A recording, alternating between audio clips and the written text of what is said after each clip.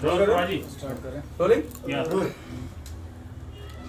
Sir bridge camera हाँ live into the आराम से बोलिए। Ready ready? हाँ रेडी भाई। Gabriel, sir, we are coming with a very interesting project, Nashebaz. Firstly, the concept of the project and being the director and actor in the project.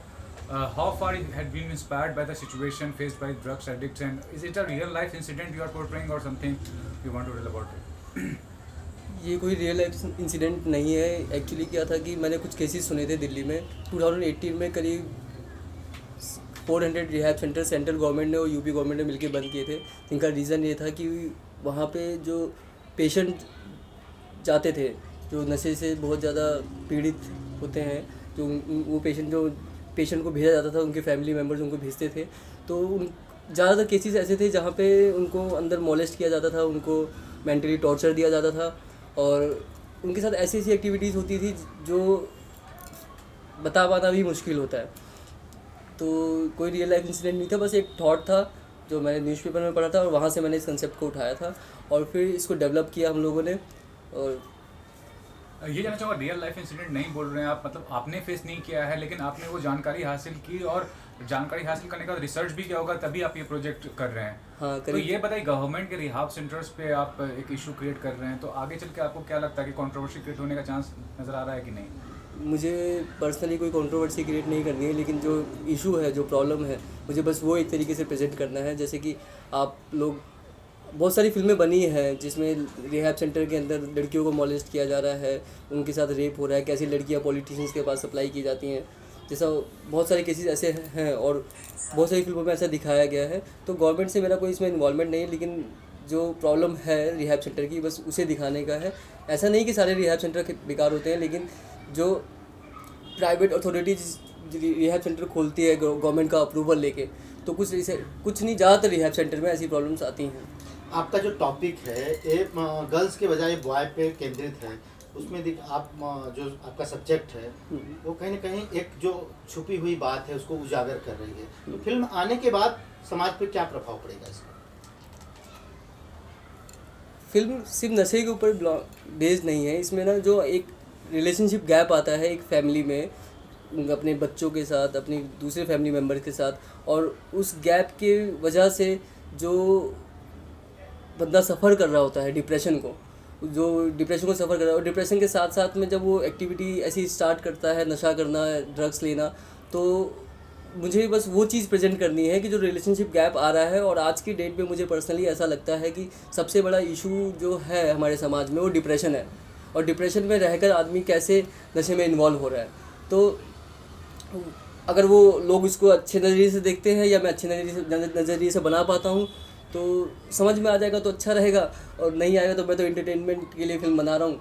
अपने personally जो मेरा personal thought है, जो मेरा personal ambition है, मैं उस point of view से फिल्म बना रहा हूँ, जो थोड़ा बहुत मिर्च मसाला ऐड करके लोगों को अच्छे गाने दिखा के, थोड़ा अच्छा सिनेमा दिखा के, अगर मैसेज अच्छा लगता है तो ठीक है, नहीं तो भाई फिल्म तो बना ही रहा हूँ मैं। सर लास्ट टाइम जो आपकी प्रोजेक्ट रिलीज हुई थी 2015 में, 6 साल हो गए, आई मिस्टर मदर, वो भी एक डिफरेंट ही कॉन्सेप्ट था और लक ये था कि अमिताभ बच्चन जैसे सेलिब्रिटी ने उसकी भी तारीफ की थी, प्लस आमिर खान को भी आपने प्रोजेक्ट के लिए अपील किया था। उसके बारे में बताइए, क्या कहना चाहेंगे कि वो प्रोजेक्ट भी कितना ज़्यादा आपके कैरियर के हिसाब से टर्निंग पॉइंट ऑफ व्यू था? वो फिल्म, वो मेरी डॉक्यूमेंट्री फिल्म जो थी, वो वुमेन ओरिएंटेड पूरी फिल्म थी कि कैसे एक औरत को प्रेगनेंसी के टाइम पे जो उसका प्रोसेस होता है 9 महीने का, उसमें कितना कुछ फेस करना पड़ता है। तो उस फिल्म में मुझे अमिताभ सर ने, आमिर सर ने और एजाज़ वगैरह इन सब लोगों ने काफ़ी मुझे सपोर्ट दिया था। और मैं आपका क्वेश्चन भूल गया, सॉरी। हाँ, तो ये कहना चाहूँगा वो भी एक टर्निंग पॉइंट कितना आपको लगा और कितना डिफरेंट था वो प्रोजेक्ट आपके हिसाब से? क्योंकि वो टर्निंग पॉइंट में सिर्फ इतना बोलना चाहूँगा कि वो फिल्म मैंने एज ए एक्टर मेकर बनाई थी, लेकिन उसके बाद मैंने असिस्टेंट काम करना शुरू किया था, तो मेरे लिए टर्निंग पॉइंट तो मैं बोल ही नहीं सकता वो प्रोजेक्ट मेरे लिए कोई टर्निंग पॉइंट था। It was the start in the industry. हाँ। नीरज, आपके पास जब ये प्रोजेक्ट लेके गैब्रियल आया, who met you first? Neeraj आप पहले मिले या गैब्रियल? आप बताना चाहेंगे आप कैसे नीरज तक पहुंचे? एक ज़्यादा डिटेल में ना बता पाए। हाँ, मैं मुझे डिटेल में बताने में कोई प्रॉब्लम नहीं है। तो एक जो फिल्म मेकर होता है उसके लिए सबसे ज़रूरी चीज़ होती है सिनेमा में फाइनेंस और प्रोड्यूसर। अगर प्रोड्यूसर नहीं तो फिल्म मेकर का थॉट आप पहुंचा ही नहीं सकते। आप मुंह से बता के आप फिल्म नहीं बता सकते, सुना सकते किसी को, और ना ही लोग सुनेंगे फिल्म को। तो एक खोज होती है एक मेकर की कि वो प्रोड्यूसर ढूंढ के लाए, और वो खोज मेरी जो 5-6 साल की थी वो नीरज जी के पास पहुंच के ख़त्म हुई। नीरज जी, क्या क्या आपको लगा? यू सेड यस, हाँ यार चल, I'll back you. When Gabriel had a conversation with Gitanjali regarding the role of psychiatrist in this movie, so Gitanjali को मैं जितना समझता हूँ वो अपनी लाइफ में नेचुरली भी अपने सब रिलेशनशिप्स में आउट ऑफ द वे जाके कंट्रीब्यूट करती है। एंड बीइंग ए फादर मुझे ये जानना जरूरी था कि is it a serious cinema और not. So when I came to know about the struggle of Gabriel and जो मिस्टर मदर के कंसेप्ट में जो वैल्यू ऐड किया सोसाइटी के लिए, और इस मूवी के थ्रू जो मैसेज देना चाह रहे हैं, डिटेल में बताया नहीं गैब्रियल ने, बट मुझे मालूम है कि इस स्क्रिप्ट के थ्रू सोसाइटी सोचने के लिए मजबूर होगी कि व्हाट वेंट रॉन्ग, कैसे हम लोग रिश्तों में दूर चले जाते हैं, कैसे डिप्रेशन में जाने के बाद में हम लोग नशे को बहुत अपनी लाइफ में इस तरह से इन्वॉल्व कर लेते हैं कि हमें कुछ पता नहीं रहता कि हम लाइफ में कहाँ जा रहे हैं। बिना पायलट का एक जो एरोप्लेन हो जाता है, तो उसका वापस से कंट्रोल कैसे लिया जाए, उस मूवी में वो सब ओपनिंग्स मिलने वाली है सोसाइटी को। सो उसके बाद मेरा इन्विटेशन ये था कि आप मुंबई के साथ साथ उत्तराखंड में भी शूट करें। सो पूरी टीम उधर आई। उधर हम लोगों ने एक फिल्म स्लेज का एक कॉन्सेप्ट बनाया हुआ है। सो ये मूवी ने एक्चुअली एक स्टार्टिंग की है एक डिफरेंट थॉट प्रोसेस की, कि हम उत्तराखंड में with all the setups, all the support, जो भी वहाँ पर प्रोडक्शन के लिए चाहिए, जो भी वहाँ स्टूडियो चाहिए, उस सब पूरे सेटअप के साथ में काफ़ी बड़ा हमारा एक लैंड का पैच है। सो पूरी कम्युनिटी को हम लोग वहाँ इन्वाइट कर रहे हैं और मेक श्योर कर रहे हैं कि ये मूवी कम से कम एक्सपेंसेस में और बेस्ट टू बेस्ट रिसोर्सेज के साथ में, टेक्नोलॉजी के हिसाब से, कैमरा के हिसाब से, एडिटिंग के हिसाब से बेस्ट टू बेस्ट एक अच्छा प्रोडक्ट बनकर आए। सो आई थिंक ये एक अच्छा मैसेज देगी मूवी। सीमा, आपसे जानना चाहूँगा, Gabriel, Seema is known about writing lyrics, इनको आप कैसे ऑन बोर्ड लाए? हाउ शी कन्विंस की चलो मैं लिखती हूँ? जो हमारी फिल्म के म्यूज़िक डायरेक्टर हैं मिस्टर संजय बॉस, तो इस फिल्म का एक सॉन्ग है जो मांगी दुआ एक करके एक सॉन्ग है, जो उन्होंने बताया कि सीमा से लिख पाते हैं, तो उसके थ्रू उस सॉन्ग के थ्रू मैं सीमा से मिला। और पहले इस फिल्म को मैं लिख रहा था, लेकिन मेरे ऊपर बहुत ज़्यादा बर्डन था, क्योंकि मुझे प्रोड्यूसर्स को ढूंढना था, मुझे लोकेशन देखनी थी, मुझे एक्टर्स को अप्रोच करना था। तो जब मैंने सीमा के बारे में जाना, तो मैंने सोचा कि अब ये इस स्क्रिप्ट को लेके ये खुद चलें और खुद ही लिखें। तो ये एक प्रोसेस था जो संजय बॉस के थ्रू सीमा तक जिसने मुझे पहुँचाया। बाकी होता ये था कि जब हम लोग डिस्कस कर, जैसे ये फिल्म के गानों के लिए जब हम लोग डिस्कस करते थे, जैसे आप डिस्कस करते थे सीन्स के बारे में, हम लोग जब डिस्कस करते थे कि जो एक गाना है मांगी दुआ हमारा, तो जब ये सीन सुनाते थे, स्टोरी इनका है, तो बहुत अच्छा लगता था। और कुछ मेरे इनपुट मैं भी बोलती थी कि यार ऐसा करते हैं ऐसा करते हैं, तो इंटरेस्ट आ चुका था मुझे स्टोरी में। और फिर अच्छी बात ये है कि इन्होंने ऑफ़र किया और मैं लिख रही हूँ। Gabriel, you being part of the film industry, last year आपने देखा कि कितना बड़ा एक न्यूज़ सिर्फ ड्रग्स को लेकर ही चल रहा था, एक नेगेटिव इन्वायरमेंट था, काफ़ी सारे सेलिब्रिटीज़ को बुलाया गया, क्वेश्चन किया गया, even Sushant Singh case is also somehow related to drugs thing. तो how far do you think that issue is so deep, the problem is so deep, अगर फिल्म इंडस्ट्री की अगर बात करें खासकर? देखिए, जो पूरा ड्रग्स को लेके बॉलीवुड इंडस्ट्री में या कहीं पे भी कुछ जो चल रहा है, उसका इस फिल्म से लेना देना कुछ है नहीं। और सुशांत का मैं बहुत बड़ा फ़ैन रहा हूँ, तो मुझे उस तरफ जाना ही नहीं है। मतलब मैं कुछ बोलना चाहता हूँ उस बारे में। ये एक अलग स्टोरी है जो मैंने 5-6 साल पहले सोची थी, और जो इंडस्ट्री में जो हो रहा है वो एक अलग स्टोरी है, जिसमें बहुत सारे पॉलिटिकल एजेंडास को मिलाया जा रहा है, या जो मोनोपोली है, जो नेपोटिज्म, जो फालतू की जो बातें हो रही हैं, वो अलग एक चीज़ है। ये अपना सब्जेक्ट अलग है, तो मैं उन सब चीज़ों के साथ इसको रिलेट नहीं करना चाहता हूँ। गैब्रियल, क्या आप मानते हैं नेपोटिज्म है? नहीं, बिल्कुल नहीं। राइट, क्यों ऐसा लगता है आपको कि नेपोटिज्म है? अच्छा, वर्ल्ड का सबसे बड़ा सुपरस्टार कौन है इंडिया, जो हमारी कंट्री से रिप्रेजेंट करता है? अमिताभ बच्चन, रणबीर खान, शाहरुख। तो जवाब आप ही के पास है। और हम लोग भी काम कर रहे हैं, तो जवाब आपके पास है। नीरज जी, आप कुछ कहना चाहेंगे? मेरा मानना कर्म प्रधान है। अगर डेडिकेशन है, किसी में कमिटमेंट है, तो उसका रास्ता कोई रोक नहीं सकता। हाँ, ये ज़रूर है कि अगर कभी भी कोई स्ट्रगलर रहा है और वो एक अच्छी पोजीशन पे पहुंच जाए, तो उसको थोड़ा सा एटीट्यूड और एरोगेंस में फ़र्क रहना महसूस ज़रूरी है, प्लस वो उस तरफ जाने के बाद में अपने स्ट्रगल को ना भूले और जितने भी स्ट्रगलर्स हैं उनको रास्ता दे, तो उस तरफ से सपोर्ट की ज़रूरत है। और जिसने ठान लिया उसको कोई रोक नहीं सकता। ये तो अपने एक्सक्यूज़ हैं या पॉलिटिकल एजेंडाज हैं। इंडस्ट्री ने बहुत लोगों को रोज़गार दिया है, एक से एक आर्टिस्ट क्रिएट किया है, लोगों को अपने जो भी इमोशंस हैं या जो थॉट्स हैं वो मासेस में लोगों की लाइफ पे मेकिंग ए डिफरेंस का एक काम किया है। बॉलीवुड का सिनेमा वो सिनेमा अब नहीं रह गया। इतनी क्वालिटी मूवीज़ आ रही हैं ओटीटी प्लेटफॉर्म पे और थिएटर में, इतने अच्छे अच्छे मैसेज दिए जा रहे हैं। एक फालतू मूवी आई थी, मैंने देखा, उसमें गाना था 4 बज गए अभी पार्टी बाकी है, लेकिन उस मूवी से जब बाहर निकलता है यूथ तो क्या मैसेज लेके निकलता है। राकेश ओम प्रकाश मेहरा जी ने इतनी अच्छी अच्छी मूवीज़ दी हैं। तो मेरा मानना है कि मेरा तो हेड्स ऑफ है बॉलीवुड को कि उन्होंने लोगों की ज़िंदगी में बहुत बदलाव भी किया। हर चीज़ के दोनों पहलू होते हैं, साइड इफ़ेक्ट्स भी होते हैं, लेकिन जिसको जो लेना होता है वो ले ही लेता है। राजीव जी, आप क्या कहना चाहेंगे? मैंने तो जब ये कहानी सुनी थी पूरी युवा वर्ग पे, एक तो जो नशे में मतलब एकदम लिप्त है, तो उसके लिए एक समाज को भी मैसेज जाएगा एक अच्छा इसके थ्रू कि इसके क्या नुकसान है। जो आजकल के बच्चे अभी स्कूल में जा रहे होते 10वीं 11वीं क्लास में होते हैं, नशे में लिप्त हो जाते हैं, तो उन लोगों को भी एक मैसेज जाएगा, उनके पेरेंट्स को भी जाएगा कि क्या देखना चाहिए, क्या इन पर सावधानियाँ बरतनी चाहिए। ये सारी चीज़ें हैं जो, बाकी फिल्म बहुत अच्छी स्क्रिप्ट है। जब कहानी सुनी तो मैं पूरा इंटरेस्टेड हूँ इसमें, पूरा खोया हुआ हूँ अभी जब तक प्रोजेक्ट चल रहा है। Music plays a very important part. Music के बारे में बताइए कि, और इस तरह की कहानी बड़ी सेंसिटिव कहानी है जो संवेदना साथ में चलती है, तो म्यूजिक के बारे में बताइए, क्या म्यूजिक कैसा है फिल्म का, किसने म्यूजिक दिया, किसने गाने गाए?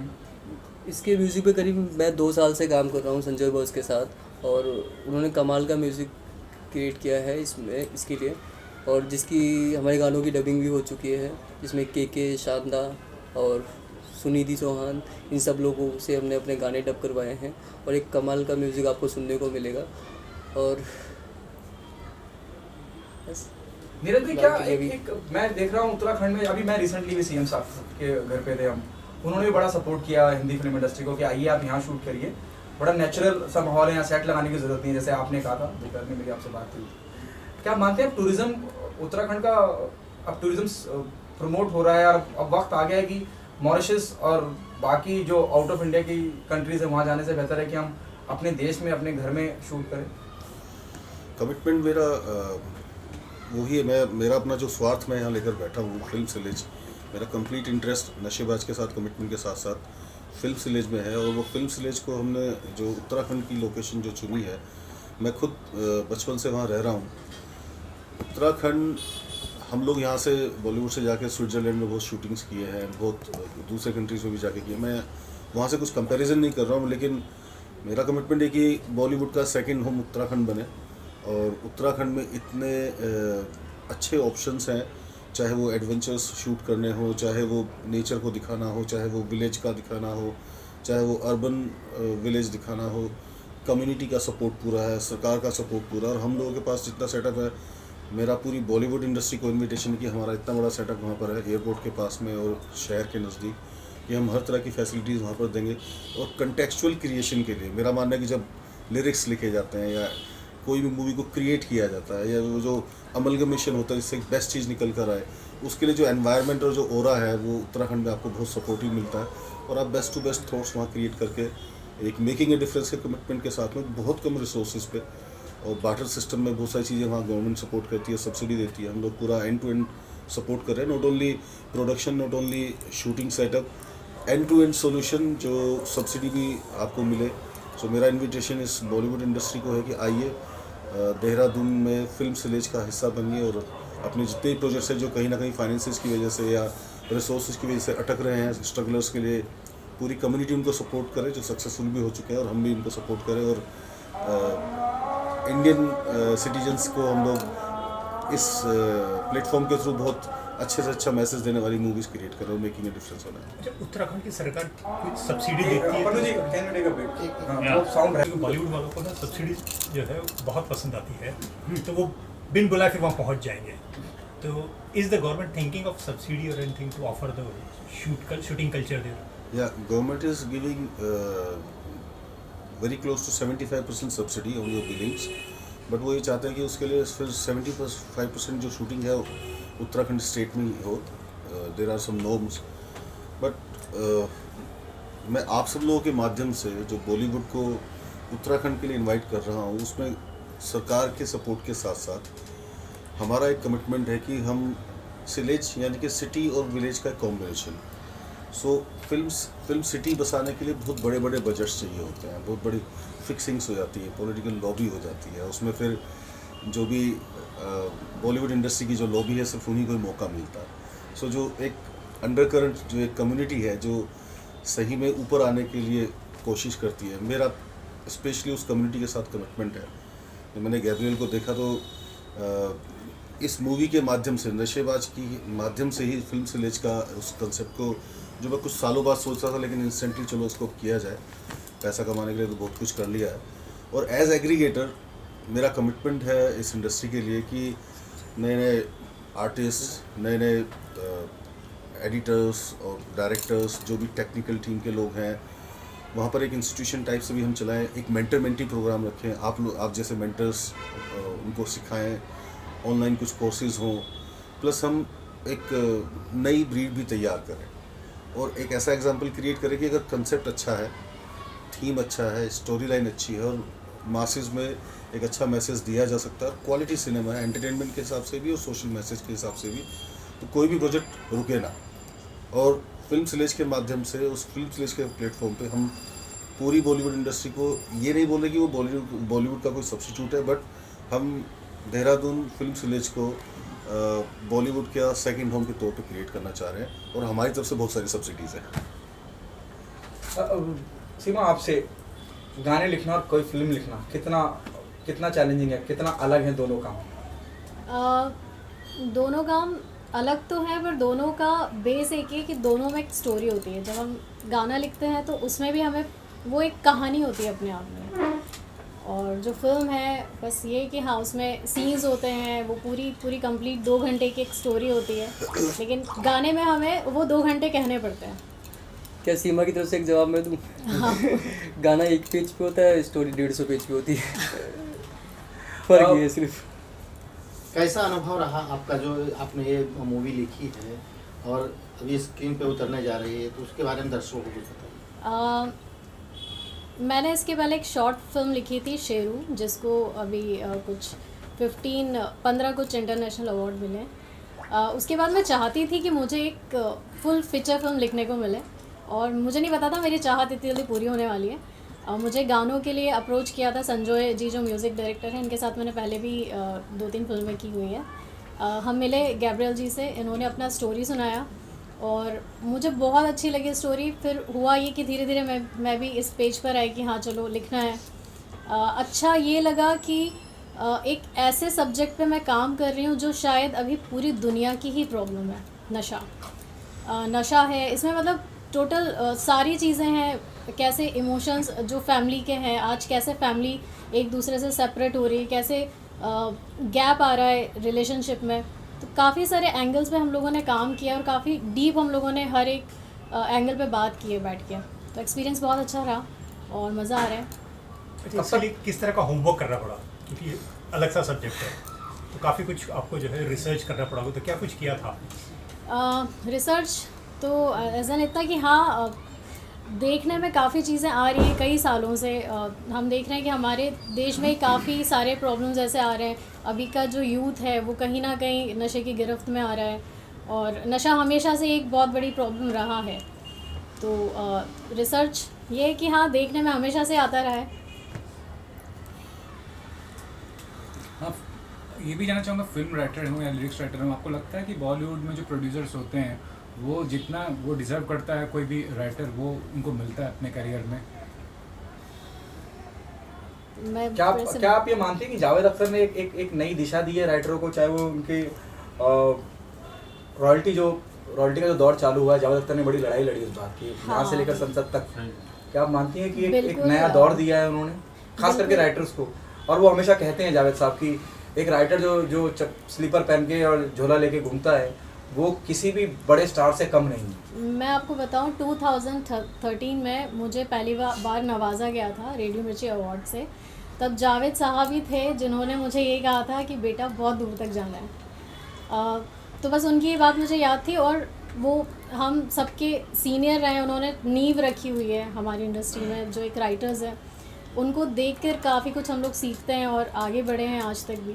तो हाँ, उन्होंने जो लड़ाई लड़ी है वो हम सबके बहुत काम आ रही है, और काफ़ी सारे दरवाजे उन्होंने खोले हैं। गैब्रियल फिल्म की लीडिंग एक्ट्रेस के बारे में जानना चाहूँगा, या लीडिंग एक्ट्रेस, क्योंकि हर फिल्म का एक लव एंगल होता है, लव इंटरेस्ट, आपका लव इंटरेस्ट कौन प्ले करता है? मैं जो हमारी फिल्म की लीडिंग एक्ट्रेस हैं गीतांजलि शर्मा, मैं उनका जो कैरेक्टर है, जो उनका एंगल है, मैं उसको बताना नहीं चाहता अभी, क्योंकि फिल्म बहुत ही ज़्यादा सेंसिटिव सब्जेक्ट पे बनाई जा रही है, और ऑलरेडी मेरा जो मेन थॉट है वो सबके सामने है, तो कुछ चीज़ें मुझे शायद नहीं बतानी चाहिए, इसलिए अच्छा, you keep it a surprise, confidence से समझ लीजिए। हाँ, नहीं मार्केटिंग स्ट्रेटजी नहीं है, लेकिन चाहता ही नहीं हूँ मैं दिल से कि वो अभी सब चीज़ें दिखाऊँ आपको, धीरे धीरे करके जब। बट रिसर्च के बारे में एक चीज़ बोलना चाहूँगा जो आपने पूछा था। जब मैंने इस मूवी का पूरा डेप्थ में जाके इस स्क्रिप्ट को समझा, जो सीमा जी ने जो लिखा है और जो भी गैब्रियल ने, हम लोगों ने वैल्यू एडिशन किया है, गैब्रियल ने उस इनसाइड लाइफ के पूरे एक्सपीरियंसेस को रिहैब सेंटर पे खुद जाके, अच्छा हाँ, इसमें कमाल का इंसिडेंट है जो बताया नहीं बताना चाह रहा, मुझे नहीं मालूम, बट काफ़ी महीने वो खुद से रिहैब सेंटर में किसी तरह से एंट्री करके और वहाँ का पूरा फील लेने के बाद में उसने वहाँ से शुरू किया। हाँ, इसका एक्सपीरियंस करने के लिए मैं रिहैब सेंटर में 1-1.5 महीने रह के आया था कि वहाँ का एक्चुअली फील क्या है। वो पूरा एक स्टिंग ऑपरेशन की तरह था, और मेरा पूरा प्लान था उसमें रह जाके रहा। ये देखिए मेरे हाथ में ना गूज़बम्प हो गए, मैंने वहाँ पे लोगों को देखा है तड़पते हुए, मरते हुए, चिल्लाते हुए, उनको सेक्सुअली अब्यूज़ होते हुए मैंने रिहैब सेंटर में देखा है। मेरा 1-2 केसेस भी चल रहा है 1-2 रिहैब सेंटर के साथ। मैं बताना नहीं चाहता था, लेकिन अभी ये बात निकल के आई है तो मन भी नहीं कर रहा अब छुपाने का। बच्चों को वहाँ पे मारा जाता है, लिटरली लोगों को दंगा करके वहाँ पे मारा जाता है। वो सब नहीं दिखाना इस फिल्म के अंदर, लेकिन वो जो जैसे हम लोग हम सभी इंसान है, हम लोगों के साथ जानवर की तरह वहाँ पे ट्रीट होता है। अगर सपोज जैसे मैं कोई नशे में इन्वॉल्व हो जाता हूँ, मेरे घर वाले, मेरे आसपास के लोग मेरे को नशा मुक्ति केंद्र भेज देते हैं, ये सोच के, इस विश्वास पर कि रिहैब सेंटर रिहैब सेंटर जहाँ पे मेरा इलाज होगा और मैं इन सब चीज़ों से दूर रहूँगा। एक जो हमारी फैमिली किसी ऑर्गेनाइजेशन के ऊपर विश्वास करके भेजती है कि हमारा बच्चा ठीक होगा, और वहाँ पे उसको तोड़ दिया जाता है। वहाँ पे उसके साथ वो सब चीज़ें की जाती हैं जिसमें वो बाहर निकलने के बाद रिबल लेने की मेंटेलिटी से निकलता है। आज अब क्या शेड्यूल फिल्म का चालू हो चुका है, और चालू हो चुका है तो क्या आगे क्या शूट करने वाले हैं? जैसे अभी इसका हमने एक शेड्यूल देहरादून में शूट किया है, एक फिल्म का प्रमोशनल सॉन्ग है जो हम यहाँ पे बॉम्बे में शूट करने वाले हैं आने वाले 10-15 दिन के अंदर में। तो उसी की अभी गाने का ही रिहर्सल्स वगैरह, उसका प्री प्रोडक्शन चल रहा है, जिसमें हम काफ़ी सीनियर कोरियोग्राफर हैं, उनको अप्रोच कर रहे हैं उस गाने के लिए। तो उम्मीद है वो शायद सॉन्ग इस साल का सबसे बेस्ट सॉन्ग शूट किया जाएगा और बेस्ट सॉन्ग क्रिएट किया जाएगा।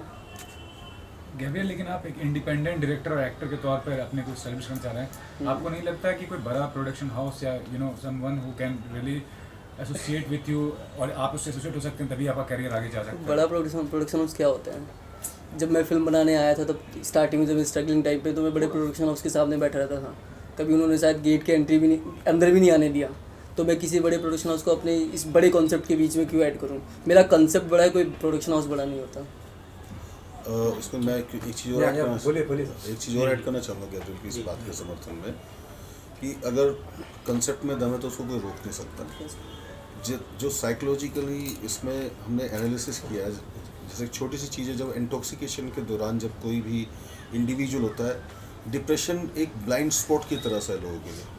लोग क्वेश्चन अपने आप से करते हैं क्या मैं डिप्रेशन में हूँ या नहीं हूँ, that is not, they are not present to it. और जब वो इंटॉक्सिकेशन में होता है, he just like a super hero, क्योंकि उसको ये मालूम नहीं है, एहसास नहीं है कि वो नशे की वजह से इतने हाइज पर है, और जैसे ही वो नेक्स्ट मॉर्निंग है तो वो डिप्रेसेंट है। तो बहुत सारे साइकोलॉजिकली इस चीज़ को ऑब्जर्व करके बहुत डीपली रूटेड कितना हैंडल विद केयर होना चाहिए उस समय में जब वो डिप्रेशन में है या नशे में है, और हम किस तरह से रिहैब सेंटर्स में उनको लाइफ में झोंक देते हैं। तो बड़ा ही म्यूज़िक के थ्रू, लिरिक्स के थ्रू, इन सिचुएशंस के थ्रू और मल्टीपल रिलेशनशिप्स के थ्रू, बिना किसी प्रीच प्रैक्टिस के, कि कम्युनिटी खुद से सोचे कि व्हाट वेंट रॉन्ग एंड क्या हम बेहतर कर सकते हैं. मेरा आखिरी सवाल है, मैं प्रेस कॉन्फ्रेंस खत्म करना चाहूँगा. सीमा आपसे पूछना चाहूँगा और गैब्रियल आपसे भी. जैसे अभी नीरज जी ने बोला, it also remind me of तारे ज़मीं पे. इससे पहले वो डिस्कशन का मुद्दा था ही नहीं कि ये किस तरह की बीमारी भी होती है जहाँ बच्चा हम बच्चे को दोषी ठहराते हैं लेकिन जबकि वो दोषी है नहीं, वो मासूम है. और ये मुझे लगा क्या सीमा, गैब्रियल क्या और नीरज जी आपको नहीं लगता कि अब एक अडल्ट के पहलू से वो वही बात कहने जा रहे हैं? वो बात नहीं कर रहे लेकिन उस लीक की एक बात कह रहे हैं. सीमा बीइंग अ राइटर, देखिए प्रॉब्लम हमें हमेशा ना हम प्रॉब्लम की बात करते हैं, हम ये नहीं पता लगाते कि प्रॉब्लम शुरू कहाँ से हुई है. हम इस फिल्म के माध्यम से सिर्फ ये नहीं बताना चाहते कि नशा एक प्रॉब्लम है, हम ये भी बताना चाहते हैं कि वो शुरू कहाँ से हुआ. गैब्रियल, जब लॉकडाउन खुला था तो शराब की दुकानों के आगे मीलों लंबी लाइनें लगी हाँ, तो मैं भी लगा था उस लाइन में. तो क्या आप, क्योंकि वो दिखाता है कि हमारी जो है वो सोसाइटी की मानसिकता क्या है, तो क्या आप इन चीज़ों को भी दिखाएंगे अपनी फिल्म में? नहीं, बिल्कुल नहीं. Thank you. Thank you very much. पंखा चलो और ये सब हटा लो यहाँ से. खड़े जाइए आप लोग. कटवेस पंखा चालू.